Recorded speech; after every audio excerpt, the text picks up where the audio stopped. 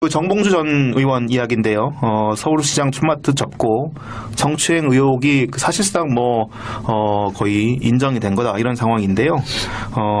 서울시장 출마 의사를 밝힌 지 이제 한 달 7일 만에 이렇게 서울시장 출마트를 접게 된 거고, 성추행 폭로가 나온 지는 3주 만에 이렇게 상황이 정리가 된 모양새입니다.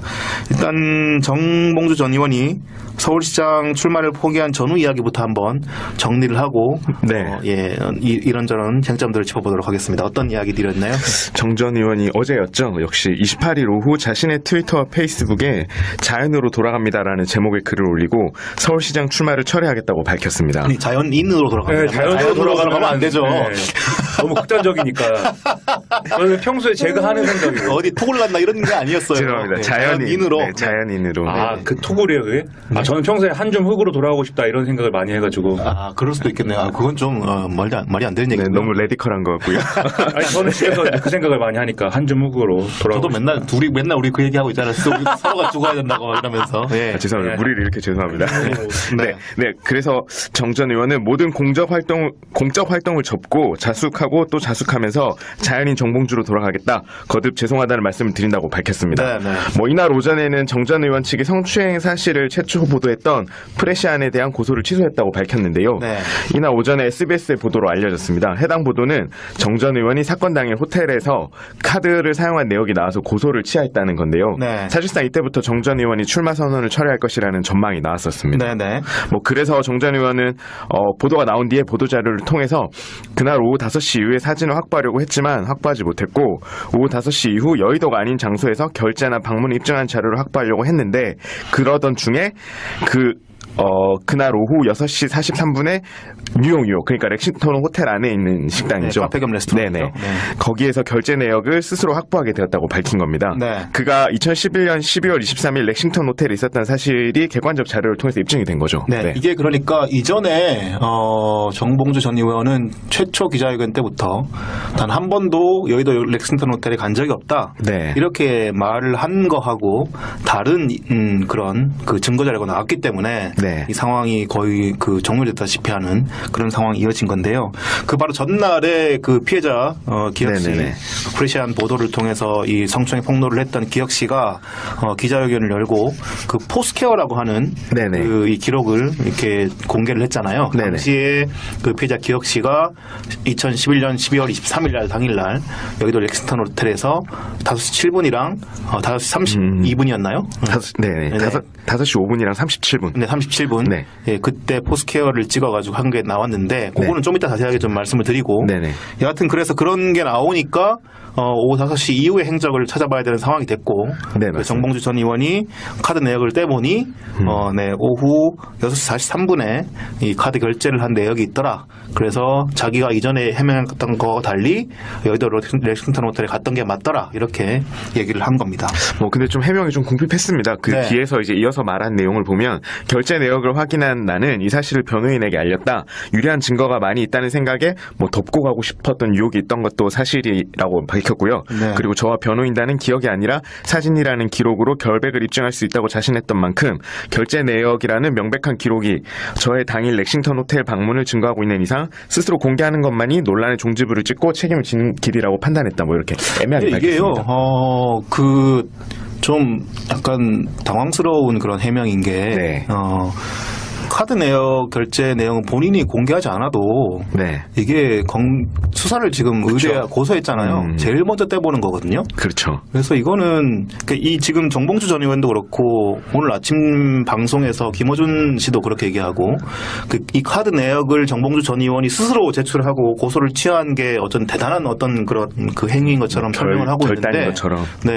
아닙니다. 이거 수사하면은 바로 제일 먼저 떼보는 게 그 카드 내역 그 결제 내역이에요. 그래서 정봉주 전 의원이 모든 상황이 이제 그 확인이 됐기 때문에 그냥 그 사퇴를 하고 나선 거지 대단한 결단 때문에 이렇게 제출한 건 아닌 것 같은데 이렇게 얘기해서 좀 당황스러웠고요. 또 어떤 부분이 있었죠? 정 전 의원은 끝까지 사건에 대해서 기억이 안 난다고 이야기를 했습니다. 발표한 내용을 보면 여전히 변명처럼 들리겠지만 나는 이 사건에 대한 기억이 전혀 없다. 하지만 직접 나서서 결제 내역을 확보했고 이를 내 눈으로 확인한 이상 모두 변명에 불과하다고 판단했다. 이렇게 이렇게 했습니다. 네. 근데 뭐 끝까지 피해자에 대해서 사과를 하진 않았습니다. 네. 이것도 그 만약에 어쨌든 프레시안 등을 뭐 고소하셨으니까 네. 근데 이제 잘못하면 무고라는 거죠. 네, 고소를 일단 취하했지만 프레시안이 또 이렇게 명예훼손으로 네. 정봉주 전 의원을 고소한 상태이기 때문에 수사는 계속 이어질 상황이고요. 그리고 무고는 네. 그 뭐 검찰이 알아서 또 수사를 할 수 있다고 그래요. 맞습니다. 네. 그래서 무고인데 여기서 이게 무고죄에 들어가느냐 안 들어가느냐의 핵심은 이 신용카드 사용 내역이 있다는 거를 사전에 알고 있었는데 네. 모든 정황을 다 이제 자기가 기억하고 알고 있었는데 그런데 일부러 고소를 했다면은 이제 무고죄가 성립이 되는 것이고 네. 몰랐다면 그것을 미처 몰라서 오인하여서 내가 그 고소를 하였다면 무고죄가 성립 안 할 가능성이 크다. 네. 그러니까 사실 저는 이제 제가 뭐 정봉주 전 의원 미워하는 게 아니고요. 네. 저 얼마나 좋아합니까? 네. 사랑합니다. I love 정봉주인데 요렇게 하는 것은 그 무고죄에 들어가는지 안 들어가는지도 법적 판단을 아마 했을 거다. 안 할 수 네. 없죠. 법적 판단을. 그렇겠죠. 사람이 살아야 될 거 아닙니까? 네, 법적 판단을 하겠죠. 조언을 했겠죠. 네, 그래서 말씀하시는 부분은 그래서 기억이 없다라고 한 부분들 네. 그것도 이제 아마 그 향후에 진행될 수사 결과를 염두에 두고 이렇게 말을 한 것 같고 아쉬운 점이 뭐 기억에는 진짜 뭐 솔직히 말해서 없을 수도 있다고 봐요. 네. 7년 전 일이고 또 원체 바쁘게 일정을 돌아갔던 날이기도 하니까 기억은 뭐 착오가 있을 수도 있고 뭐 없을 수도 있다고 보는데 최소한 이 정도의 결과가 나왔다면 피해자에게 사과를 하는 거는 좀 필요하지 않을까 싶은데 네. 사과도 물론 이제 이렇게 되면은 사실상 공적으로 자신의 혐의를 인정하는 게 되는 거니까 네. 향후에 수사에서 좀 불리한 방향으로 작용될 것 같으니까 막 이렇게 얘기한 것 같긴 합니다. 하지만 좀 어쨌든 사회적으로 좀 아쉬움이 남았다는 것, 그 부분을 좀 지적을 해야 될 것 같고요. 그 뒤에 다 말씀하시겠지만 그 전에 자기가 내놨던 동선, 일정, 그다음에 그 어떤 그 해명 이런 것들이 다 깨졌어요. 네, 맞습니다. 네. 그래서 그것까지 감안해서 이제는 뭐 겉으로는 뭐 대국민 사기극이고 이것은 여러모로 뭐 부당하고 이것은 내가 타진요냐 뭐 이렇게 얘기했지만 네. 자기가 알았겠죠. 이거는 다 깨졌고 이제는 이 수사 단계로 들어갔을 경우에는 원하는 결과 나오지 않는다. 네. 저는 그걸 감안했을 거라고 봅니다. 네, 네. 그래서 일단 그 기억에 나지 않는다. 그리고 호텔에 갔던 사실은 맞으니까 서울시장을 출마하고 자연인으로 돌아가겠다. 뭐 이렇게 얘기했던데 여전히 좀 석연치 않은 부분이 있었던 건데 일단 피해자의 직접 언론 인터뷰 그 내용을 통해서 피해자가 무엇을 이야기했는지부터 한번 짚어보겠습니다. 네, 정 전 의원이 그 출마 의사를 철회하기 전날이었던 27일 성추행 피해자 기익 씨가 서울 서초동 서울지방변호사회 지하 1층에서 기자회견을 열고 발표를 했습니다. 네. 기익 씨는 그날의 구체적인 시간을 더듬기 위해 백방으로 2011년 12월 23일에 기록을 찾던 중 위치 기반 모바일 체크인 서비스 포스케어를 통해 하나의 증거를 찾을 수 있었다고 밝힌 건데요. 네. 그 내용을 보면 당시 기익 씨가 방문한 렉싱턴 호텔 1층 카페 겸 레스토랑에서 오후 5시 5분에 뭐 기다리는 시간이라는 제목과 함께 체크인을 하고 30분이 지난 37분에 또 기다리는 시간이라는 문구와 함께 추가 체크인을 한 기록이 나온 겁니다. 네. 이 기록을 통해서 기익 씨가 이 레스토랑을 방문해 정봉주 의원을 기다리고 있던 시간을 특정할 수 있게 됐다고 기익 씨는 주장을 했습니다. 네, 근데 이게 그 시간대가 중요했던 게 이 피해자 기혁 씨가 프레시안을 통해서 성추행 폭로를 할 때 네. 다른 모든 정황들은 대단히 구체적으로 설명을 했는데 네. 이 성추행 피해 시간만은 특정하지 않았고 네네네. 그래서 그 이후에도 시간대가 특정된 적은 없어요. 민국파라고 하는 그 정대일 씨가 그분이 했죠. 네. 주장했던 적은 있지만 네네.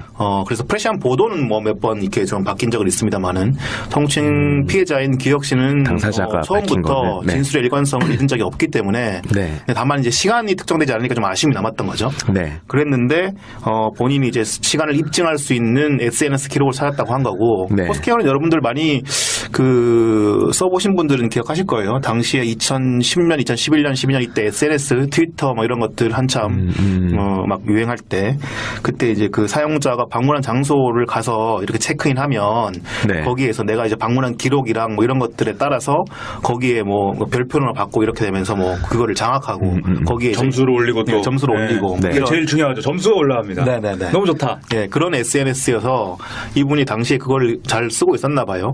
근데 지금은 이제 원체 시간이 지났으니까 그걸 읽고 있다가 아마 뒤늦게 기록을 찾은 모양인데요.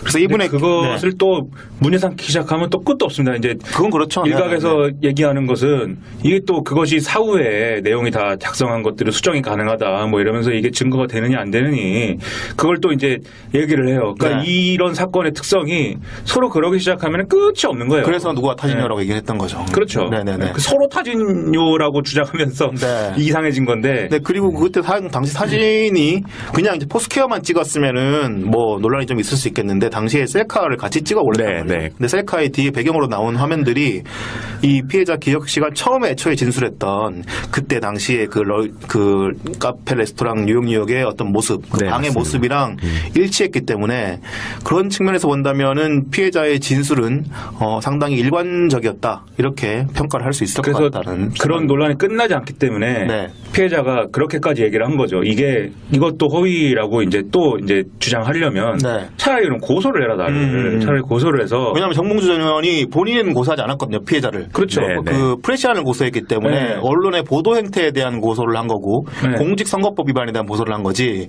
이 성추행 혐의에 대한 고소를 뭐 무고나 이런 걸로 한 게 아니거든요. 네. 본인이 고소를 하라는데 네. 그러면 정봉주 전 의원이 지금까지 그런 자기의 어떤 무죄와 심지어 이것에 불순한 의도를 거론해 왔는데 고소를 안 할 수가 있습니까? 네. 고소 안 할 수도 없고. 네. 그러니까 뭐 사실 막다른 골목으로 간 것이고. 네.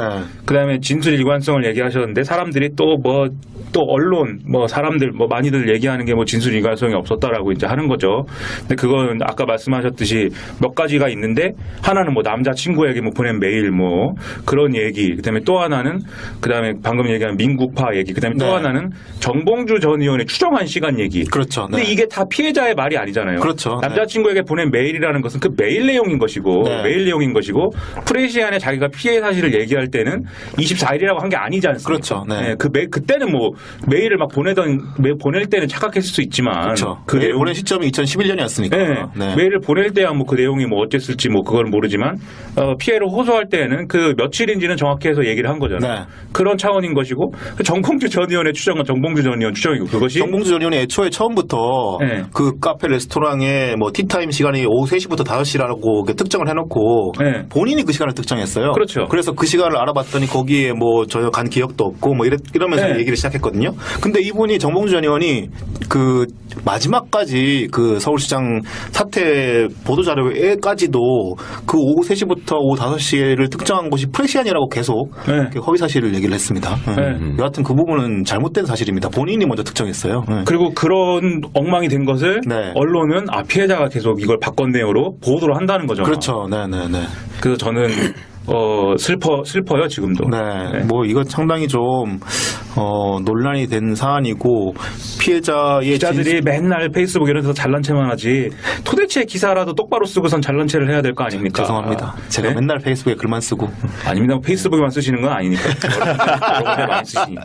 네, 근데 여하튼 이 피해자의 진술 일관성이 무너진 적이 없다고 제가 한번 이렇게 그 페이스북에 글을 썼더니 어떤 분이 왜 무너진 적이 없냐고 따지고 막 그러시더라고요. 근데 무너진 적은 없습니다, 정말. 네. 그런 부분. 프레시아는 이런 민국파 씨랑 이런 부분들을 보도하면서 시간대를 오류낸 건 분명하고요. 그 부분에 대해서는 지적해야 되겠지만 시간대하고 그다음에 그 장소를 네. 그러니까 장소도 피해자가 얘기하는 장소는 똑같았어요. 그렇죠. 네. 근데 그 피해자 얘기를 보도할 때 그것을 축약을 하거나 이렇게 대충 얼버무리면서 장소를 이제 보도해서 이게 그 호텔의 레스토랑인지 호텔의 카페인지 호텔의 방인지 이런 것들을 사실 좀 불분명하게 보도한 그런 측면이 있습니다. 네, 프레시안이. 네, 네, 네. 근데 그것도 기사 전체 내용에서 어떤 지역적인 부분이었던 것이지 네. 피해자의 증언 자체를 가지고 그렇게 한 건 아니거든요. 네. 피해자의 진술은 상당히 처음부터 구체적이었고 그래서 이제 그 진술의 구체성과 일관성 이 두 가지를 봤을 때 상당히 그 신빙성이 높은 그런 진술이었기 때문에 그런 부분에 대해서 저희가 좀 지적을 했던 것이고요. 그래서 이제 결국은 이런 논란이 나오니까 기혁 씨가 결국은 이제 기자들 앞에서 얼굴을 내밀고 기자회견을 하긴 했습니다. 물론 이제 비공개 네. 사진을 찍지 않는 기자회견이긴 네, 했습니다만은 여하튼 이분도 기자니까 저희도 어느 매체 기자인지 몰라요. 근데 네. 그 기자인데 다른 기자들 기자는 맞아요? 기자라고는 하더라고요. 뭐 그거는 뭐 저희가 또 굳이 뭐 알려고 확인을 하지 할 않았고요. 없으니까. 네. 예. 네, 저는 그것도 잘 모르겠어요. 네, 매체도 어딘지 굳이 확인하려고 하진 않았고요. 네. 여하튼 기자니까 다른 기자들 앞에 이렇게 내세워서 기자회견을 한다는 게 쉬운 일은 아니었을 겁니다. 왜냐하면 저희가 뭐 기자라서 옹호하고 이런 게 아니라 네. 항상 질문을 하던 입장에 있던 사람이 갑자기 그 프레스 앞에서 뭔가 얘기를 한다는 것 자체가 게다가 성추행 피해 같은 그런 좀 민감한 사안을 가지고 얘기한다는 건 쉽지 않았을 텐데. 그리고 만약 기자시라면은 기자 사회라는 게 또 있습니다. 네. 기자 리그들이 있어가지고 그렇죠. 알면 또 다 알죠 그게. 온갖 소문들 다 도는. 그럼요. 네. 아주 아닙니다. 네. 네. 이게 진정해야지. 기자들 사이가 이제 기자들 너무 원체 미워하면 안 되지. 예, 매체 간격을 떠나서 기자 사이가 좁으니까 이런저런 얘기들이 많이 도는 곳이어서 뭐 혹시라도 그분의 신원이 공개되지 않도록 최선을 다해야 되지 않을까 이런 생각이 좀 들고요. 좀 아쉬웠던 부분은 저희가 좀 이제 기사를 쓰기도 했었는데요. 지난 25일 네. 기사 공개하고 했었는데 정봉주 전 의원이 저희 기사를 보고 그러니까 이 기자 서울 이 피해자가 기자회견 하기 직전에 네. 기자회견을 하면서 이런저런 질답을 했던 것이 있었습니다. 그때 이제 피해자가 처음에 성추행 폭로를 할 때 정봉주 전 의원이 서울시장 출마 기자회견이 예정된 날, 네. 그날 이제 전날 이제 폭로를 한 거죠. 그래서 이제 보도가 나와서 그런 타이밍이 있었고 또 이번에 기자회견 두 번째 기자회견 그런 때는 정봉주 전 의원이 BBK 관련해서 재심 청구를 선언하는 기자회견을 하는 날이었습니다. 네. 두 번 다 이렇게 타이밍이 나오니까 그 기자들하고 질문하고 답변하는 과정에서 한 방송사 기자가 타이밍이 절묘하다. 뭐 이렇게 출마 선언 직전에 기사가 나오고 오늘처럼 재심 청구하는 날 또 11시에 기자회견을 한다는데 절묘한 타이밍이 벌어지는 거 어떻게 생각하시나 이렇게 물었어요. 거의 정치적인 의도가 있는 그런 폭로다 이런 상황으로 물은 건데 이 방송사 기자 참 문제적입니다. 네. 그래서 거기에 대해서 정봉주 전 의원은 나름 이 질문이 고마웠던 거죠. 그래서 답을 한 게 이분이 그러니까 저 가장 민감하면서 저희도 이상하게 생각하는 게 오늘 원래 기자회견 시간이 그 정봉주 자신의 기자회견 시간이 11시였는데 기자회견 장소 문제 때문에 10시 20분으로 어젯밤 수정하니까 갑자기 그 미투 피해자 자처하는 분이 이 기자회견 시간을 11시로 박았다. 그 서울시장 발표하는 날 기사가 나갔을 때만 해도 의혹이 있었지만 그런 얘기를 하기가 부적절했는데 오늘은 제가 재심 청구하는 게 역사적인 사건이었는데 그런 부분에 대해서 재심 청구하는 날 똑같은 시간대 피해자가 입장 밝히겠다고 하는 것이 느낌이 정치적으로 저를 저격하는 거 아닌가 하는 느낌이 든다. 왜 그러는지 이유는 모르겠고요. 또 일단 정치적 의도를 가득 담고 있고 순수하게 느껴지지 않는다. 여기까지만 말씀드리겠다. 왜 그러는지 이유는 모르겠다. 이렇게 다분히 정치적인 의도를 이렇게 담아서 네.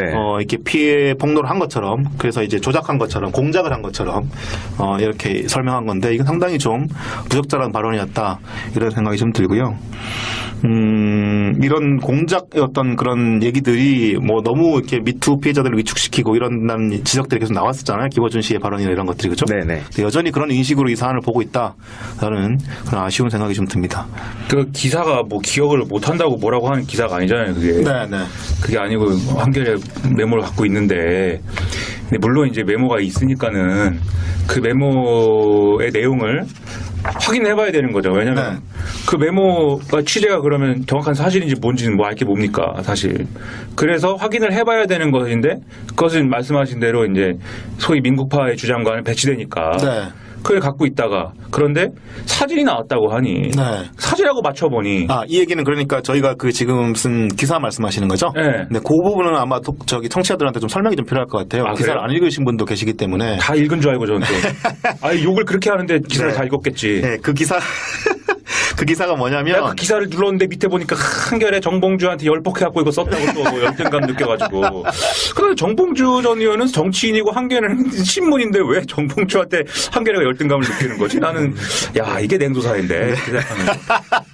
깨알 같은 냉소사의 혐오. 네, 냉소사에. 다른 게 아니라 저희가 그 3월 25일이었나요? 네네. 그러니까 지난주 토요일이었죠. 기사를 공개를 했는데요.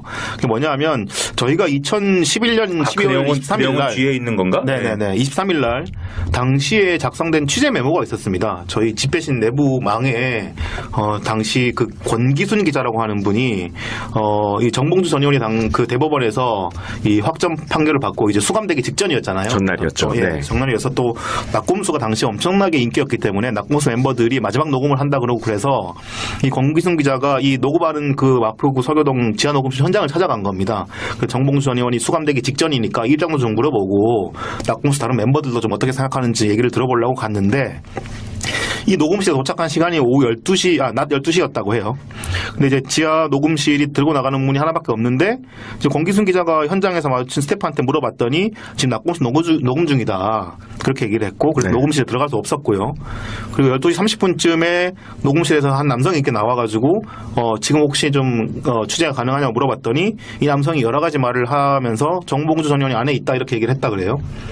그렇게 또 계속 녹음실 입구에서만 기다리고 있었는데 낙곰수 멤버들이 녹음이 끝나고 오후 2시쯤에 녹음실에서 나왔다고 합니다. 그랬는데 그 인터뷰를 권기순 기자가 요청하니까 김어준 씨가 다른 사람 같으면 자기 입장을 언론에 낼 텐데 우리는 그럴 필요가 없다. 우리는 매체가 있잖아.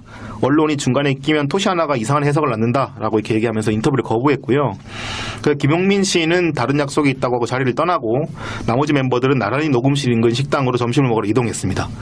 그렇게 해서 이동한 시간이 있었고 그래서 권기순 기자는 오후 2시 40분쯤까지 그 식당에 낙곰수 멤버들이랑 같이 있었는데요. 네. 정봉주 전 의원한테 계속 입장을 물어봤는데 정봉주 전 의원은 아무 대꾸도 하지 않았고 그 옆에 있던 주준희 기자가 검찰이 언론 플레이를 하고 있으니까 이해해달라. 그냥 인터뷰할 수 없다. 뭐 이런 얘기를 했던 것 같아요. 그래서 권기순 기자가 오후 2시 40분께 그 식당을 나옵니다. 그렇게 해서 이 내용을 바탕으로 기사를 쓰고 그리고 이 메모를 올려놨는데 저희가 이제 정봉주 전 의원에 대한 폭로가 나온 직후에 이 메모를 확인을 했는데 저희 입장에서는 이거를 초반에 좀 뭐 공개하기가 힘들었던 게 아무리 취재 메모가 그 2011년에 작성된 기록이라고 하더라도 그 당시에 그 정봉주 전 의원이 처음에 이 폭로가 나온 직후에 해명했던 그 오후 1~2시에 그 을지병원에 가서 네, 어머니 네. 병문안을 갔다라고 했던 내용이 너무 이렇게 그 확실하게 얘기를 하니까 이 메모하고는 완전히 배치되는 내용이잖아요. 그러니까 거기다 대고 야 우리 메모가 있는데 정봉주 거짓말한다 이렇게 보도할 수가 없는 거죠. 그렇게 할 수 없죠. 메모로 네. 확인해야죠. 메모 네. 내용이 그럼 진실한 것인지를 그렇죠. 판결회가 확인을 해야죠. 네, 확인해야 되는 거고 그리고 정봉주 전 의원이 다른 게 아니라 본인의 일정을 제일 잘 기억하고 있는 사람일 테니까 우리가 아무리 기록했다 하더라도 예를 들어서 아무리 우리가 이 녹음실에 문이 없다고 하더라도 어쨌든 처음 얼굴을 본 거는 2시잖아요. 네. 그 사이에 정말 어디 잠깐 쪽문으로 나갔다 오는지 왔는지 우리는 모르는 상황이란 말이죠. 근데 그런 상황이니까 검증이 필요했던 건데 나중에 이제 이 김어준 블랙하우스를 통해서 사진이 공개되니까 네. 그때 이제 그 시간대별로 다 나오잖아요. 네. 이 권기순 기자의 메모가 정확했던 거예요. 네, 그 네. 사진이 이 메모를 뒷받침한 거죠. 네네네. 그게 나왔기 때문에 기사를 쓸 수 있게 된 거죠. 맞습니다. 그래서 저희가 블랙하우스를 봤더니 저 블랙하우스를 보면 권기순 기자의 메모가 정확한 건데 그렇게 되면은 이게 그 블랙하우스와 우리의 메모를 바탕으로 보게 된다면 정봉주 전 의원이 이전 앞서 얘기했던 해명 중에 3가지 오류가 발견된다. 네. 그게 되는 건데 그 3가지 오류가 뭐냐 하면 첫 번째는 정봉주 전 의원이 계속해서 그 해명했던 것이 3번이나 그렇게 얘기했는데 23일 날 오후 1~2시 사이에 을지병원에 갔다. 왜냐하면 어머니가 쓰러져서 그 응급실에 입원했던 게 12시 17분이고 그리고 이제 환자실로 올라갔던 게 1시 좀 넘어였기 때문에 그 이후에 자기가 병원에 갔다라고 주장을 했거든요.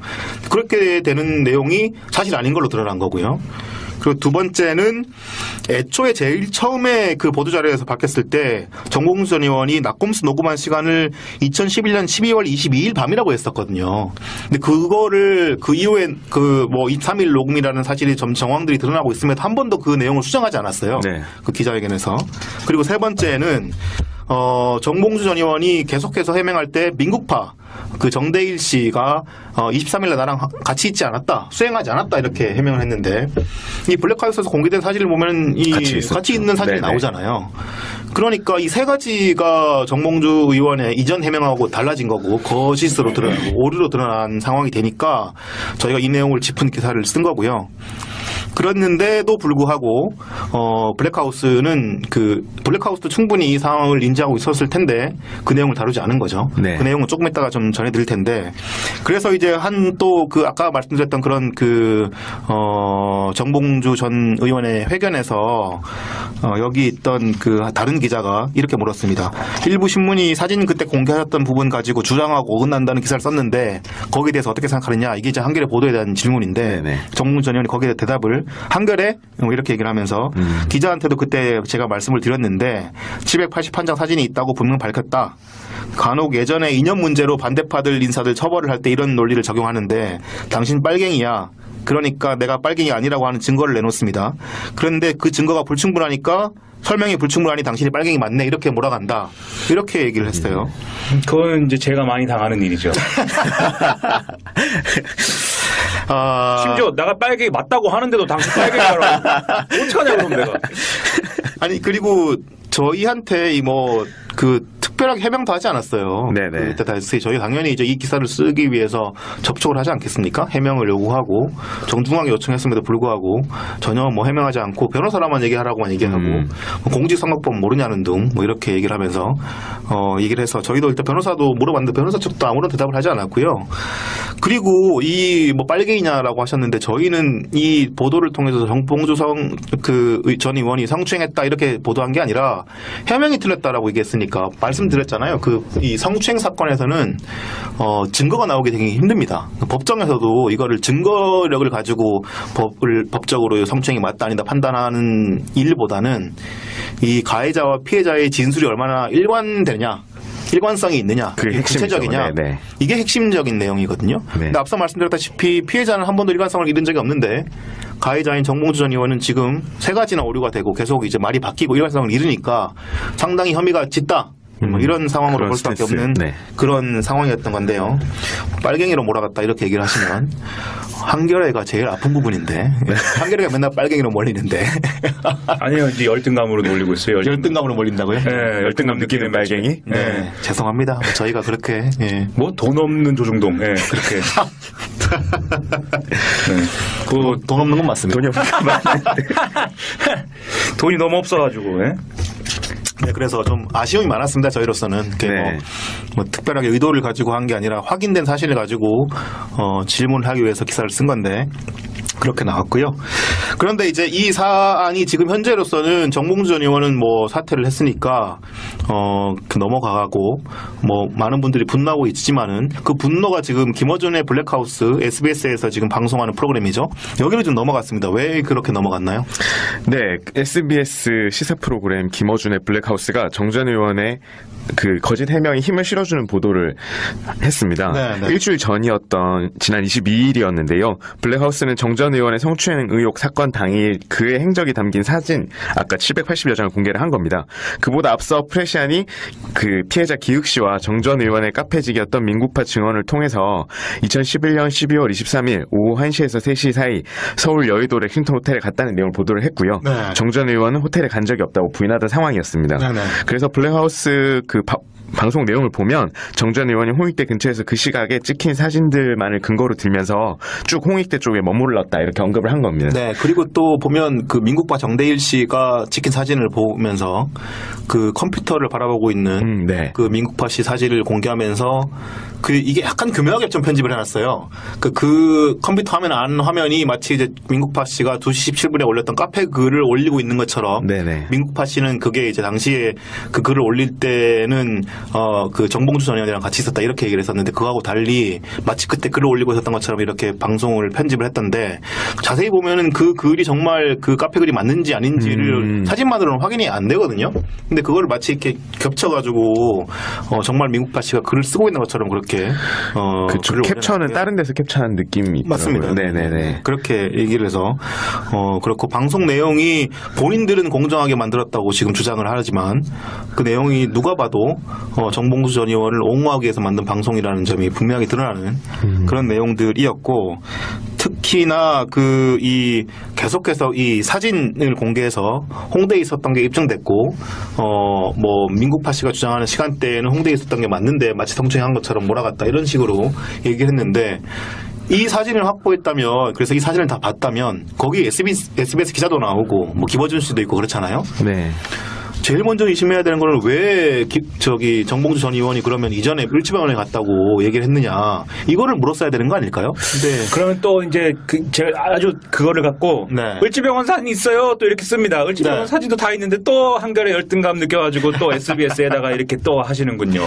중요한 건 을지병원에 간 시간이 다르다는 거죠. 네. 사진에 찍힌 순서도 달라요. 순서가. 그렇죠. 네. 그게 그러니까 문제라는 것인데 근데 그 얘기를 하면 을지병원 사진이 있는데 왜 을지병원 안 갔다고 하냐고 하니까. 네, 네. 그러니까 참 이게 어렵죠. 네. 사는 게. 그러니까 좀 블랙하우스에서 좀 그런 방송을 좀 균형 있게 전했으면 지금의 논란이 일지 않고 지금 뭐 게시판이 난리가 났더라고요. 폐지하라고 하고. 그 중에는 내가 볼 때는 뭐 일배도 있고 한데. 아 맞습니다. 네. 네, 뭐 시청자들의 분노도 같이 있겠죠. 네네네. 일배들이 와가지고 일배 뜬 게 너무 웃기더라고요. 낯살 쳐먹고 머리 기르고 수염난 놈 치고 제대로 된 놈 없다 이렇게 쓰는데. 아이고 그런 표현은 야. 좀 아닌 것 같습니다. 네. 네? 그 접니다. 그 낯살 쳐먹고 머리 기르고 수염 기르고. 왜 그러세요? 머리 안 길잖아요. 그렇죠. 머리는 짧죠. 네. 수염은 제가. 아무튼 그걸 보면서 이게 사실 그렇기 때문에 이런 사건들 지금 벌어지고 있는 사건들 뭐 예를 들면 그것이 알고 싶다처럼 뭐 뒤에 벌어진 사건을 뭐 다시 그 강력 사건을 뭐 이렇게 다시 뭐 추적한다거나 근데 그것이 알고 싶다도 여러 가지 문제를 제기할 수 있지만 네. 어쨌든 그런 프로그램이 또 있는데 그렇죠. 있지만 네네. 이런 블랙하우스 같은 프로그램이 어떤 지금 막 벌어지고 있고 이 공중파에서 뭘 다뤘을 때 누구에게 유불리가 일어날 수 있는 사건을 이렇게 그 어떤 저널리즘적 검증이나 저널리즘적인 어떤 틀이 아니라 네. 이렇게 무슨 뭐 거의 뭐 유튜브 방송에서는 알 법한 그런 문법으로 보도했다는 게 좀 문제인 거는 분명하죠. 네. 뭐 본인들은 뭐 진행자가 자기는 저 특수관계인이어서 뭐 특수관계인이라는 게 뭘 말하는 건지 모르지만 네. 보통은 가족을 특수관계인이라고 하지 않습니까? 보통 그렇죠. 네. 가족은 아닌 것 같은데. 네. 뭐 정어준인 건 아니지 않습니까? 아무튼 뭐 특수관계인이어서 나는 뭐 얘기는 안 하고 팩트 체크만 한다 이렇게 얘기했는데 네네네. 그게 팩트 체크가 아니고요 이게 아니, 한쪽의 주장을 일방적으로 얘기하고 있는 방송이지요. 근데 이런 시사 교양이라는 틀을 뒤집어 쓰고 네. 그 저널리즘적 틀은 피해가면서 네. 이런 이제 구체적인 사건에서 일어나는 이 세세한 갈등 구조에서는 어느 한쪽으로 기울어진 방송을 해버리니까 네. 당연히 이것은 문제가 되는 것이죠. 네. 그래서 좀 아쉬움이 많다. 뭐 김어준 씨나 뭐 여러 분들이 공중파 나와서 방송하는 거야 당연히 뭐 좋은 일이고 축하할 일인데 그런 방송을 했을 때는 이제 좀 예전에 팟캐스트랑 이런 거 할 어떤 때랑은 점을 축하를 하는 거예요? 네? 어떤 점을 축하를 하는 거예요? 아니 방송 나와서 하는 거야 뭐 좋은 일이죠. 뭐 그 방송 나오는 게 나쁜 일입니까? 뭐 아까 축하를 어떤 점에서 돈 많이 버셔서 좋겠어요 뭐 이렇게 하는 건가요? 또 왜 저의 말을 왜곡해서 이재훈은 한겨레 다니면서 뭐 얼마 쥐꼬리만큼 월급 받고 삽니다. 그게 열등감의 논리잖아요, 이 사람아. 김어준한테 열등감을 느껴가지고 여하튼 지금 그런데 디스펙트를 말을 만들었구나. 끊겠습니다, 제가. 여하튼 그런데 방송 공중파는 다른 게 아니라 이 팟캐스트나 이런 거면 뭐 그래도 그나마 물론 팟캐스트로도 뭐 비판은 가능합니다만은 그 공중파는 이렇게 모두가 공유하는 어떤 공유제잖아요. 네. 거기를 통해서 방송되는 것은 최소한의 어떤 그런 그 지켜야 될 원칙들이 있는 건데 이 원칙이 좀 위배되는 그런 상황이 발생되니까 아마 시청자분들께서 당연히 아까 말씀하신 것처럼 일배들이 있겠지만 많은 분들이 더 함께 목소리를 높이는 거는 그런 원칙들 우리 사회가 지금 너무 원칙들이 너무 무너지고 있고 윤리가 무너지고 있으니까 거기에 대한 어떤 책임을 이번 사건을 계기로 묻고 있는 것 같은데요. 네, 그런 게 다 없는 시대인 것 같아요. 네네네. 시대가 그래서 이제 저는 이제 한 좀 훅으로 이제 돌아가고 싶어요. 그만하세요 좀. 옛날에는 우리가 저널리즘 어쩌고 저쩌고 하는 사람들이 신문이랑 공중파 방송을 구분했습니다. 네, 그래서 그런 적도 있었죠. 네. 신문은 종이고 글자로 돼 있고 어쨌든 간에 사람이 읽으면서 확인할 수 있는 것이기 때문에 논조가 있는 것이고 논조가 보장받아야 되는 것이고 그 어떤 그 신문 특유의 구조가 존중 내지는 인정받았어요. 근데 공중파는 그것과 다르다고 했어요. 방송은 영상과 소리로 직접적으로 전달되는 것이고 네. 그 방송에서의 논리와 신문에서의 논리는 그래서 언론의 논리가 다르다고 그랬거든요. 네, 맞습니다. 그래서 신방이 겸업을 하게 되면 신문의 논리가 그대로 방송으로 될 것이기 때문에 그 방송이 공공대로서 기능하지 못하게 된다. 맞습니다. 이게 종편을 반대하던 논리 중에 하나였어요. 네네네. 근데 시대가 이렇게 돼서는 더 이상 무슨 뭐 그런 논리는 없고요. 다 유튜브로 하고 아프리카 TV로 하고 또 김어준의 블랙하우스로 하는데 네네네. 이 시대가 이렇게 돼서 이제 매드맥스인 것 같아요. 예, 방금 말씀하신 것처럼 신문이랑 방송이 이렇게 문법도 다르지만 일단 그 매체를 접할 수 있는 그 통로도 좀 다르죠. 이게 방송은 어쨌든 TV를 통해서 누구나 쉽게 접할 수 있는 것이고 신문은 적극적으로 어쨌든 소비를 소비를 해야 되는 거잖아요. 뭐 매체를 사든 물론 요즘 인터넷에도 볼 수 있긴 합니다만은 어쨌든 적극적인 소비가 필요한 건데 공중파는 공유제이기 때문에 모두 다 쉽게 접근이 가능한 거니까 그런 부분에서도 차이가 있으니까 저는 좀 신중하게 접근할 필요가 있는 것 같습니다. 국유화해야 됩니다. 방송과 언론을 다 국유화해야 됩니다. 네, 그래서 뭐 이 논란은 좀 앞으로 좀 이어질 것 같은데 김원준 씨가 조금 더 혹은 또 SBS 블랙하우스에서 제대로 한번 좀 방송 자체에 대한 성찰을 하고 좀 검증하면 좋겠다 이런 생각을 좀 하면서 이야기를 마무리하겠습니다. 그리고 마지막으로 그 뭐 팟빵 저희 댓글들 많이 남기시면서 왜 대꾸하지 않느냐 뭐 이런 말씀도 많이 하시던데 그 중에서 하나만 말씀드리면 무슨 됐고요? 네, 뭐를 됐고요? 왜 다른 부분들은 다 응답을 해주면서 응답해주고 하면서 네. 정봉주 그때 관련해서 지적한 것들은 대꾸하지 않는다 이렇게 말씀하신 부분 중에서 제가 그 언니가 보고 있다에 출연해가지고 막 안철수랑 막 이 박근혜를 엄청 지지하다가 갑자기 어느 순간 도망갔다 이런 글을 올리신 분들이 계시더라고요. 그랬어요? 예, 저는 한 번도 참을 수가 없네. 어떻게 그럴 수가 있습니까? 아니 참을 수 없는 건 어떻게 아니고 그러고서는 손바닥 뒤집듯이 입장을 바꿔서 아니요, 참을 수 없는 건 아니고요. 공정한 진행자인 양 할 수가 있습니까? 아니요, 지금 저보고 하시는 말씀입니까? 그랬다면 말이죠. 저는 언니가 보고 있다에 한 번도 출연한 적이 없습니다, 여러분. 증거를 들이대도 부정할 겁니까? 예? 증거가 있다고요? 제가 언니가 보고 있다에 모르죠. 출연한? 아니 저는 모르죠 그거를. 네, 저는- 그렇다고 하시니까. 뭐. 저는 출연한 적이 없습니다. 언니가 보고 있다가 나간 적 없다. 네, 그럼 어디 나갔습니까 그러면? 디스펙트만 나왔죠. 그렇구나. 네, 여하튼 그렇습니다. 안철수 밀어서 잠금 해제 쓰지 않았어요? 그게 안철수 지지하는 글입니까? 같이 써놓고 이러기에요 정말? 밀어서 잠금 해제했잖아요 그 책에서. 어디서 민 거? 낭떠러지에서 민 건가? 어디서? 그 책에서 제가 안철수를 가장 많이 비판했는데. 거기서 이명박이라고 그랬어요 안철수를. 네. 2011년에 나온 책인데. 착한 그것도 이명박이라고. 정봉주 그 해네요. 네. 착한 이명박이라고 그랬어요. 2011년이 그 격동의 해였군요. 네. 그 해 제가 그 책에서 착한 이명박이라고 썼는데 그때 엄청 욕 들어먹었죠. 네, 그 안철수 밀었다고. 네? 안철수 밀었다고 욕 먹었어. 지금도 때 되면 누가 트위터에 써요. 네, 맞습니다. 때 되면은 자다 갑자기 생각나나 봐요. 자다 일어나서는 야 크크 이러면서 그 얘기를 했어요. 이제 우리 안철수를 밀어줬다고. 네. 네. 아닙니다. 저는 안철수 처음부터 싫어했습니다, 여러분. 네. 아 그래요? 네. 아예 아주 편향적이신 분이구만. 네, 저 편향적입니다. 아주 그 협소 협소? 네, 협소가 아니라 뭐라 그러지? 이 협량? 단어가 생각이 안 나네. 편협하신 분이고 단어가 생각이 안 나. 야 이게 너무 흥분해가지고. 네. 여하튼 그렇습니다. 네. 아쉬운 점이 많은 그런 상황이었고, 무엇보다 피해자가, 거의 한 3주 이상으로 이어지는, 수많은 2차 가해들의 피해에 노출돼서 상당히 좀 마음을 많이 다치셨을 것 같은데요. 앞으로도 뭐 경찰 수사가 이어지고 할 테니까. 아니 근데 저는 프레시안도 뭐 100점은 아니었다고 봐요. 그걸 아까 지적하셨잖아요. 네, 그 얘기도 있지만 네. 이제 그 어떤 그것에 대해서는 사실이라는 거잖아요. 그 기자와 이제 피해자 쓴 기자와의 관계나 네.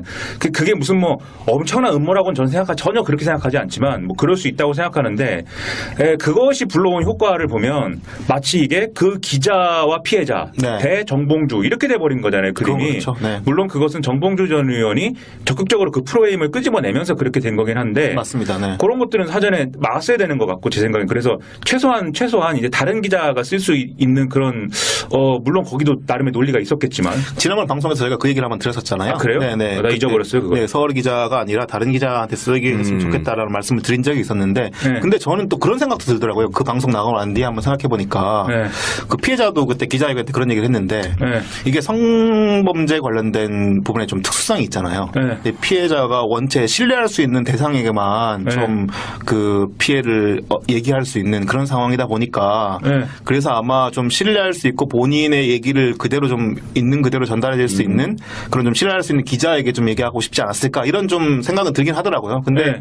물론 이제 저널리즘 원칙상으로는 좀 그거는 적절하지 않았던 것 같습니다. 근데 그렇죠. 예, 성폭력 범죄 관련된 부분의 특수성이 이번에 좀 개입되지 않았을까 이런 정도는 좀 생각이 들더라고요. 그런 생각도 하지만 결과적으로는 그게 더 안 좋은 결과를 초래했다는 네, 생각이 네, 들고 그다음에 피해자가 내가 피해자인데 이러저러한 입장입니다라는 전문을 그냥 실어주잖아요. 네. 그게 저는 오히려 좋지 않은 방식이지 않나. 왜냐하면 피해자 입장을 가감없이 밝히는 것은 중요한데 네. 그것도 프레시안이 갖고 있는 어떤 저널리즘적 틀로서 소화해서 보도하는 것이 맞는 것 같지. 그렇게 되면은 계속 이게 어떤 피해자 모 씨와 모 씨와 정봉주의 무슨 대결 구도 네. 이렇게 소비되게 되어서 그것이 뭐 어떤 의도, 좋은 의도였을지는 모르지만 또 어떤 그 나름의 어떤 여러 가지 고려를 한 어떤 그 결과였을지 모르지만 네. 결과적으로는 그것이 좀 상황을 안 좋게 만든 측면도 있다 이런 생각이 많이 들었습니다. 네, 네. 그 물론 부분은- 저라고 뭐 알겠습니까? 아닙니다. 그 부분은 전 집에서 뭐- 앉아 있습니다. 맨날 네. 종룡이나 잡고요. 어제는 시뻘건 개를 잡았습니다. 큰 개를. 네, 충분히 하실 수 있는 말씀이고 지적할 수 있는 사안이고요. 저 혼자 못 잡아서 친구 불렀습니다. 프레시안이 또 하나 더 아쉬운 점은 그 정몽주 전 의원을 고소해서 명예훼손으로 법적으로 이렇게 몰고 가서 문제를 어떻게든 좀 풀어가려고 하는 모습은 그다지 그렇게 바람직해 보이지는 않는다 이런 생각은 듭니다. 그러니까 어쨌든 네. 언론은 기사로 얘기하면 되고요. 그래서 좀 정밀히 검증해서 기사를 쓰면 그걸로 충분히 발언권을 가지는 그런 나름의 발언권 권력이잖아요. 언론도. 네, 네. 그런 측면에서 법에 기대서 이 문제를 풀려고 하는 것은 좀 적절치 않은 것 같고요. 저도 살면서 잘한 건 하나도 없습니다.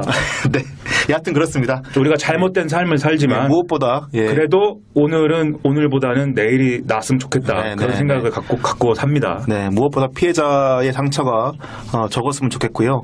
향후의 여러 수사 과정이나 이런 부분에서 2차 가해 없이 잘 사건이 마무리되고 정봉주 전 의원이 책임질 부분이 있으면 충분히 책임을 져야 되는 그런 상황이 됐으면 좋겠습니다. 좀 지적을 했던 것이고요. 그래서 이제 결국은 이런 논란이 나오니까 기혁씨가 결국은 이제 기자들 앞에서 얼굴을 내밀고 기자회견을 하긴 했습니다. 물론 이제 비공개 네. 사진을 찍지 않는 기자회견이긴 네, 했습니다만은 여하튼 이분도 기자니까 저희도 어느 매체 기자인지 몰라요. 근데 네. 그 기자인데 다른 기자들 기자는 맞아요? 기자라고는 하더라고요. 뭐 그거는 뭐 저희가 또 굳이 뭐 알려보도록 확인할 하지 필요는 않았고요. 없으니까. 네, 네. 예. 네, 저는 그것도 잘 모르겠어요. 네, 매체도 어딘지 굳이 확인하려고 하진 않았고요. 네. 여하튼 기자니까 다른 기자들 앞에 이렇게 내세워서 기자회견을 한다는 게 쉬운 일은 아니었을 겁니다. 왜냐하면 저희가 뭐 기자라서 옹호하고 이런 게 아니라 네. 항상 질문을 하던 입장에 있던 사람이 갑자기 그 프레스 앞에서 뭔가 얘기를 한다는 것 자체가 게다가 성추행 피해 같은 그런 좀 민감한 사안을 가지고 얘기한다는 게 쉽지 않았을 텐데. 그리고 만약 기자시라면은 기자 사회라는 게 또 있습니다. 네. 예, 기자 리그들이 있어가지고 그렇죠. 알면 또 다 알죠. 그게. 온갖 소문들 다 도는. 그럼요. 네. 아주 아닙니다. 네. 네. 이게 진정해야지. 기자들 사이가 이제 기자들 너무 전체 미워하면 안 되지. 예, 매체 간격을 떠나서 기자 사이가 좁으니까 이런저런 얘기들이 많이 도는 곳이어서 뭐 혹시라도 그분의 신원이 공개되지 않도록 최선을 다해야 되지 않을까 이런 생각이 좀 들고요. 좀 아쉬웠던 부분은 저희가 좀 이제 기사를 쓰기도 했었는데요. 지난 25일 네. 기사 공개하고 했었는데 정봉주 전 의원이 저희 기사를 보고 그러니까 이 기자 서울 이 피해자 기자회견 하기 직전에 네. 기자회견을 하면서 이런저런 질답을 했던 것이 있었습니다.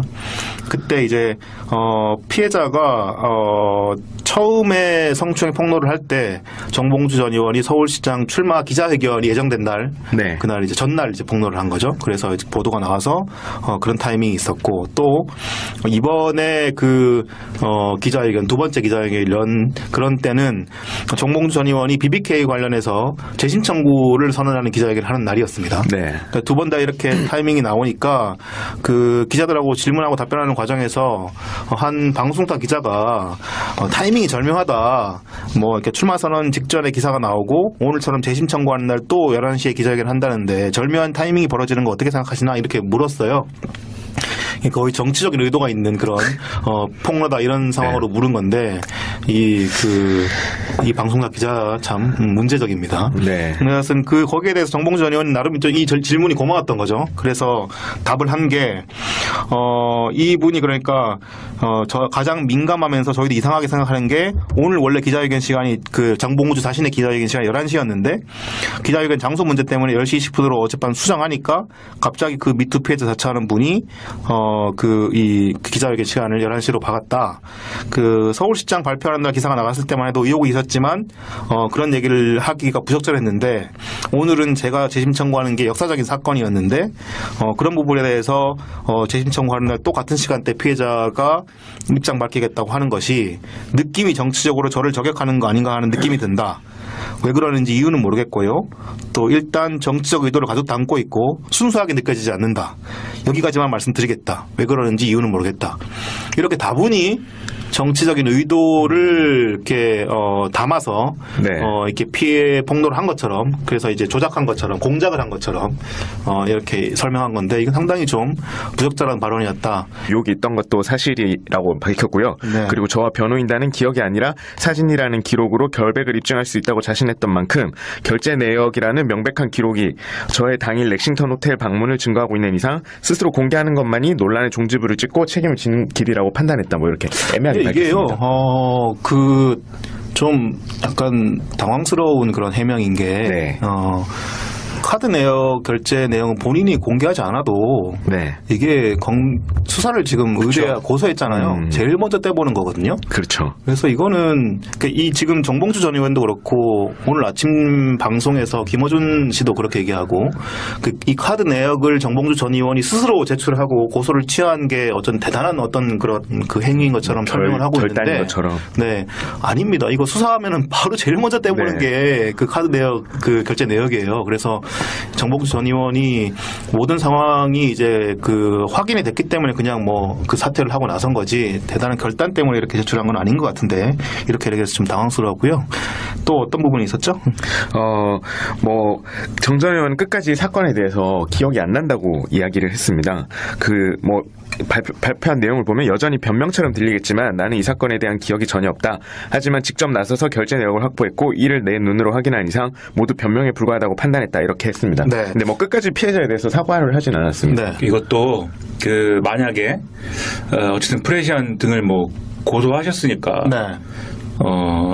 근데 이제 잘못하면 무고라는 거죠. 네, 고소를 일단 취하했지만 프레시안이 또 이렇게 명예훼손으로 네. 정봉주 전 의원을 고소한 상태이기 때문에 수사는 계속 이어질 상황이고요. 그리고 무고는 네. 검찰이 알아서 또 수사를 할 수 있다고 그래요. 맞습니다. 네. 그래서 무고인데 여기서 이게 무고죄에 들어가느냐 안 들어가느냐 핵심은 이 신용카드 사용 내역이 있다는 거를 사전에 알고 있었는데 네. 모든 정황을 다 이제 자기가 기억하고 알고 있었는데 그런데 일부러 고소를 했다면은 이제 무고죄가 성립이 되는 것이고 네. 몰랐다면 그것을 미처 몰라서 오인하여서 내가 그 고소를 하였다면 무고죄가 성립 안 할 가능성이 크다. 네. 그러니까 사실 저는 이제 제가 뭐 정봉주 전 의원 미워하는 게 아니고요. 네. 저 얼마나 좋아합니까? 네. 사랑합니다. I love 정봉주인데 요렇게 하는 것은 그 무고죄에 들어가는지 안 들어가는지도 법적 판단을 아마 했을 거다. 안 할 수 네. 없죠. 법적 판단은. 그렇겠죠. 사람이 살아야 될 거 아닙니까? 네, 법적 판단을 하겠죠. 조언을 했겠죠. 네, 그래서 말씀하시는 부분은 그래서 기억이 없다라고 한 부분들 네. 그것도 이제 아마 그 향후에 진행될 수사 결과를 염두에 두고 이렇게 말을 한 것 같고 아쉬운 점이 뭐 기억에는 진짜 뭐 솔직히 말해서 없을 수도 있다고 봐요. 네. 7년 전 일이고 또 원체 바쁘게 일정을 돌아갔던 날이기도 하니까 기억은 뭐 착오가 있을 수도 있고 뭐 없을 수도 있다고 보는데 최소한 이 정도의 결과가 나왔다면 피해자에게 사과를 하는 거는 좀 필요하지 않을까 싶은데 네. 사과도 물론 이제 이렇게 되면은 사실상 공적으로 자신의 혐의를 인정하는 게 되는 거니까 네. 향후에 수사에서 좀 불리한 방향으로 작용될 것 같으니까 막 이렇게 얘기한 것 같긴 합니다. 하지만 좀 어쨌든 사회적으로 좀 아쉬움이 남았다는 것, 그 부분을 좀 지적을 해야 될 것 같고요. 그 뒤에 다 말씀하시겠지만 그 전에 자기가 내놨던 동선 일정 그다음에 그 어떤 그 해명 이런 것들이 다 깨졌어요. 네, 맞습니다. 네. 그래서 그것까지 감안해서 이제는 뭐 겉으로는 뭐 대국민 사기극이고 이것은 여러모로 뭐 부당하고 이것은 내가 타진요냐 뭐 이렇게 얘기했지만 네. 자기가 알았겠죠. 이거는 다 깨졌고 이제는 이 수사 단계로 들어갔을 경우에는 원하는 결과 나오지 않는다. 네. 저는 그걸 감안했을 거라고 봅니다. 네, 네.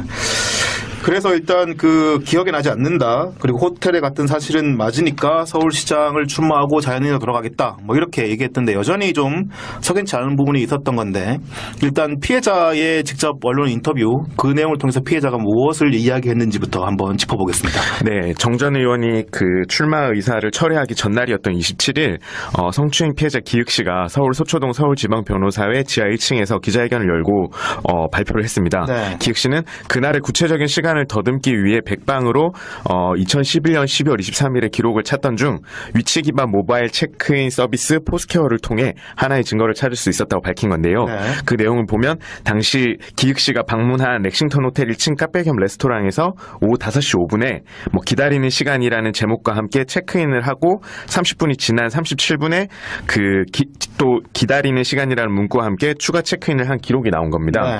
네. 이 기록을 통해서 기익 씨가 이 레스토랑을 방문해 정봉주 의원을 기다리고 있던 시간을 특정할 수 있게 됐다고 기익 씨는 주장을 했습니다. 네, 근데 이게 그 시간대가 중요했던 게 이 피해자 기혁 씨가 프레시안을 통해서 성추행 폭로를 할 때 네. 다른 모든 정황들은 대단히 구체적으로 설명을 했는데 네. 이 성추행 피해 시간만은 특정하지 않았고 네네네. 그래서 그 이후에도 시간대가 특정된 적은 없어요. 민국파라고 하는 그 정대일 씨가 그분이 했죠. 네. 주장했던 적은 있지만 네네. 그래서 프레시안 보도는 뭐 몇 번 이렇게 좀 바뀐 적은 있습니다만은 성추행 피해자인 기혁 씨는 당사자가 밝힌 처음부터 거는, 네. 진술의 일관성을 잃은 적이 없기 때문에 네. 다만 이제 시간이 특정되지 않으니까 좀 아쉬움이 남았던 거죠. 네. 그랬는데 본인이 이제 시간을 입증할 수 있는 SNS 기록을 찾았다고 한 거고 네. 포스케어는 여러분들 많이 써보신 분들은 기억하실 거예요. 당시에 2010년, 2011년, 12년 이때 SNS, 트위터 뭐 이런 것들 한참 막 유행할 때 그때 이제 그 사용자가 방문한 장소를 가서 이렇게 체크인하면 네. 거기에서 내가 이제 방문한 기록이랑 뭐 이런 것들에 따라서 거기에 뭐 별표를 받고 이렇게 되면서 뭐 그거를 장악하고 거기에 이제 점수를 올리고 또 점수를 올리고 네. 이게 제일 중요하죠. 점수가 올라갑니다. 네네네. 너무 좋다. 예, 그런 SNS여서 이분이 당시에 그걸 잘 쓰고 있었나 봐요. 근데 지금은 이제 원체 시간이 지났으니까 그걸 잊고 있다가 아마 뒤늦게 기록을 찾은 모양인데요. 그래서 이분의 그것을 또 문제 삼기 시작하면 또 끝도 없습니다. 이제 그건 그렇죠. 일각에서 얘기하는 것은 이게 또 그것이 사후에 내용이 다 작성한 것들을 수정이 가능하다 뭐 이러면서 이게 증거가 되느냐 안 되느니 그걸 또 이제 얘기를 해요. 그러니까 네. 이런 사건의 특성이 서로 그러기 시작하면 끝이 없는 거예요. 그래서 누가 타진요라고 얘기를 했던 거죠. 그렇죠. 네네네. 서로 타진요라고 주장하면서 네. 이상해진 건데 네, 그리고 그때 당시 사진이 그냥 이제 포스케어만 찍었으면은 뭐 논란이 좀 있을 수 있겠는데 당시에 셀카를 같이 찍어 올렸단 네, 말이에요. 네. 근데 셀카의 뒤에 배경으로 나온 화면들이 이 피해자 기혁 씨가 애초에 진술했던 그때 당시에 그 카페 레스토랑 뉴욕의 어떤 모습, 그 네, 방의 맞습니다. 모습이랑 일치했기 때문에 그런 측면에서 본다면은 피해자의 진술은 상당히 일관적이었다 이렇게 평가를 할 수 있을 것 같다는 그런 논란. 그 정봉주 전 의원 이야기인데요. 서울시장 촌마트 접고 성추행 의혹이 사실상 거의 인정이 된 거다 이런 상황인데요. 서울시장 출마 의사를 밝힌 지 이제 한 달 7일 만에 이렇게 서울시장 촌마트를 접게 된 거고 성추행 폭로가 나온 지는 3주 만에 이렇게 상황이 정리가 된 모양새입니다. 일단 정봉주 전 의원이 서울시장 출마를 포기한 전후 이야기부터 한번 정리를 하고 네. 이런저런 쟁점들을 짚어보도록 하겠습니다. 어떤 이야기 드렸나요? 정 전 의원이 어제였죠. 역시 28일 오후 자신의 트위터와 페이스북에 자연으로 돌아갑니다라는 제목의 글을 올리고 서울시장 출마를 철회하겠다고 밝혔습니다. 아니, 자연인으로 돌아갑니다. 네, 자연으로 돌아가면 안 되죠. 네. 너무 극단적이니까. 저는 평소에 제가 하는 생각이에요. 어디 톡을 났나 이런 게 아니었어요. 죄송합니다. 네, 자연인으로. 네, 자연인으로. 아, 그 토굴이에요, 그게? 아, 저는 평소에 한 줌 흙으로 돌아가고 싶다 이런 생각을 많이 해가지고. 그럴 수도 있겠네요. 그건 좀 말이 안 되는 네, 얘기고요. 너무 레디컬한 것 같고요. 아니, 저는 집에서 그 생각을 많이 하니까 한 줌 흙으로 돌아가고. 저도 맨날 우리 그 얘기하고 있잖아요. 서로가 죽어야 된다고 이러면서. 예. 죄송합니다. 무리를 이렇게 죄송합니다. 네. 네. 그래서 정 전 의원은 모든 공적 활동을 접고 자숙하고 또 자숙하면서 자연인 정봉주로 돌아가겠다. 거듭 죄송하다는 말씀을 드린다고 밝혔습니다. 네. 이날 오전에는 정 전 의원 측이 성추행 사실을 최초 보도했던 프레시안에 대한 고소를 취소했다고 밝혔는데요. 네. 이날 오전에 SBS의 보도로 알려졌습니다. 해당 보도는 정 전 의원이 사건 당일 호텔에서 카드를 사용한 내역이 나와서 고소를 취하했다는 건데요. 네. 사실상 이때부터 정 전 의원이 출마 선언을 철회할 것이라는 전망이 나왔었습니다. 네네. 그래서 정 전 의원은 보도가 나온 뒤에 보도자료를 통해서 그날 오후 5시 이후에 사진을 확보하려고 했지만 확보하지 못했고 오후 5시 이후 여의도가 아닌 장소에서 결제나 방문 입증한 자료를 확보하려고 했는데 그러던 중에 그날 오후 6시 43분에 뉴욕, 그러니까 렉싱턴 호텔 안에 있는 식당이죠. 네, 카페 겸 레스토랑이죠. 네네. 네. 거기에서 결제 내역을 스스로 확보하게 되었다고 밝힌 겁니다. 네. 그가 2011년 12월 23일 렉싱턴 호텔에 있었다는 사실이 객관적 자료를 통해서 입증이 된 거죠. 네, 이게 그러니까 이전에 정봉주 전 의원은 최초 기자회견 때부터 단 한 번도 여의도 렉싱턴 호텔에 간 적이 없다. 네. 이렇게 말을 한 거하고 다른 그런 그 증거 자료가 나왔기 때문에 네. 이 상황이 거의 그 정리됐다시피 하는 그런 상황이 이어진 건데요. 그 바로 전날에 그 피해자 기혁 씨 네네네. 프레시안 보도를 통해서 이 성추행 폭로를 했던 기혁 씨가 기자회견을 열고 그 포스케어라고 하는 네네. 그 이 기록을 이렇게 공개를 했잖아요. 네네. 당시에 그 피해자 기혁 씨가 2011년 12월 23일 날 당일날 여의도 렉싱턴 호텔에서 5시 7분이랑 5시 32분이었나요? 네네.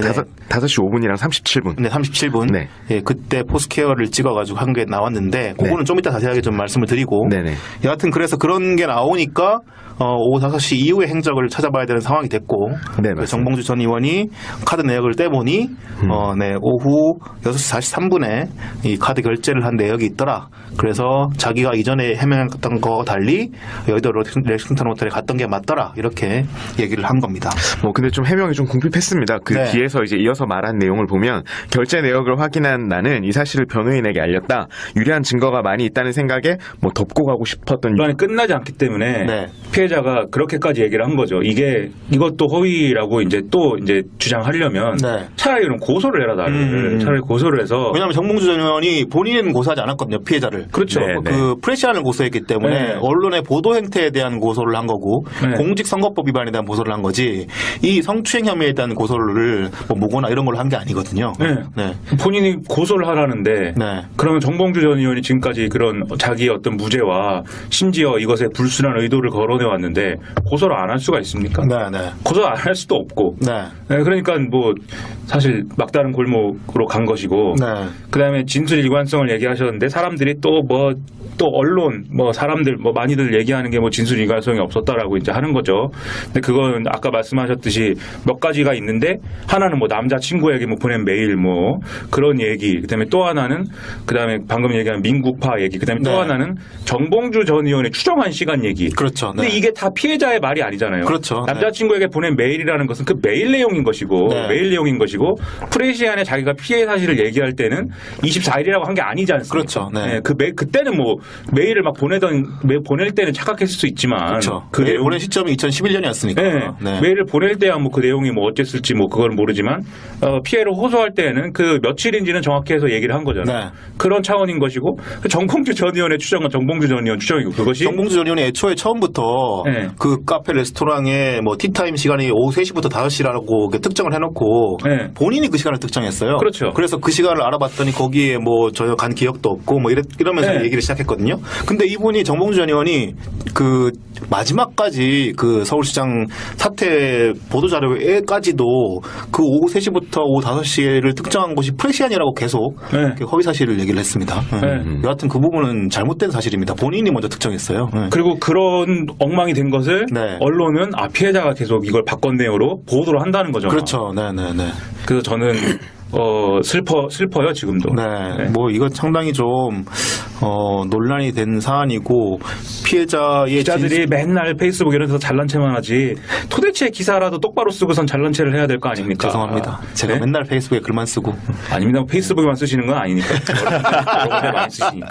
네, 근데, 여하튼 이 피해자의 진술 일관성이 무너진 적이 없다고 제가 한번 이렇게 페이스북에 글을 썼더니 어떤 분이 왜 무너진 적이 없냐고 따지고 그러시더라고요. 근데 무너진 적은 없습니다, 정말. 네. 그런 부분. 프레시아는 이런 민국파 씨랑 이런 부분들을 보도하면서 시간대를 오류낸 건 분명하고요. 그 부분에 대해서는 지적해야 되겠지만. 시간대하고 그다음에 그 장소를. 네. 그러니까 장소도 피해자가 얘기하는 장소는 똑같았어요. 그렇죠. 네. 근데 그 피해자 얘기를 보도할 때 그것을 축약을 하거나 이렇게 대충 얼버무리면서 장소를 이제 보도해서 이게 그 호텔의 레스토랑인지 호텔의 카페인지 호텔의 방인지 이런 것들을 사실 좀 불분명하게 보도한 그런 측면이 있습니다. 네, 프레시안이. 네, 네, 네. 근데 그것도 기사 전체 내용에서 어떤 지역적인 부분이었던 것이지 네. 피해자의 증언 자체를 가지고 그렇게 한 건 아니거든요. 네.